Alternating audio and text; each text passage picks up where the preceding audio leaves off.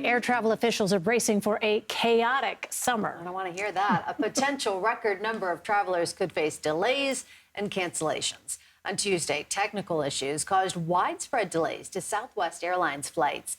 The disruption to thousands of passengers could be a taste of what's to come for summer. CBS News senior transportation correspondent Kris Van Cleave is following this for us. So, Kris, what is driving officials to sound the alarm about summer air travel? Well, so summer always can be a headache. You know, you introduce thunderstorms and severe weather that can just disrupt the operation. So that's always a factor when we talk about the summer. You also have high travel demand. We know that's historic, but also we're seeing higher than normal travel demand. The TSA, in fact, said they expect to see an exponential increase in people coming through their checkpoints as we get into the summer. So we know there's going to be a lot of demand.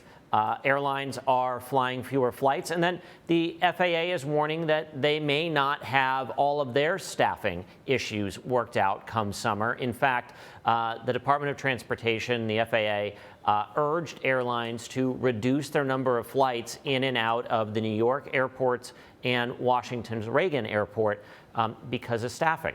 And we've seen we've seen the airlines cut the flights there. So fewer flights, and in general, while the number of people flying is at or above where it was in 2019, the number of flights is still less than where we were in 2019. So more demand, fewer planes.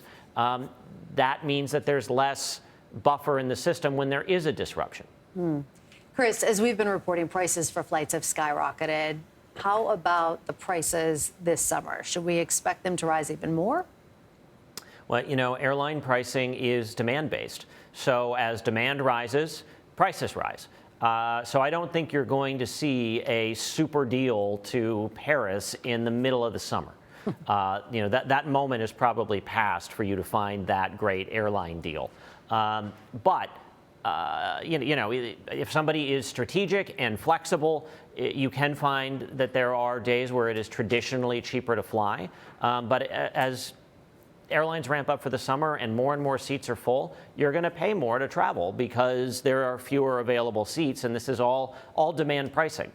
You know, and people will gripe about what the airlines are charging. It's important to note that most of the major airlines lost money in the first quarter of this year. So while they are financially in a better place than they've been and will move into profitability and likely in the second quarter and third quarter, everything is not rosy if you're running an airline right now. So yes, prices are high. Prices are a lot higher than what people were paying to travel during the pandemic. When you look back at 2019, they're 8 to 15% higher. So higher, yes, a lot higher than what we paid the last couple of years.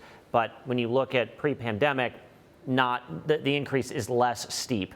But, you know, we got used to being able to fly really cheap for a while there. Yeah, it's an important context. We'll just have to keep that in mind when we book our tickets and pay that credit card bill. Kris Van Cleave, Kris, thank you so much. Sure thing.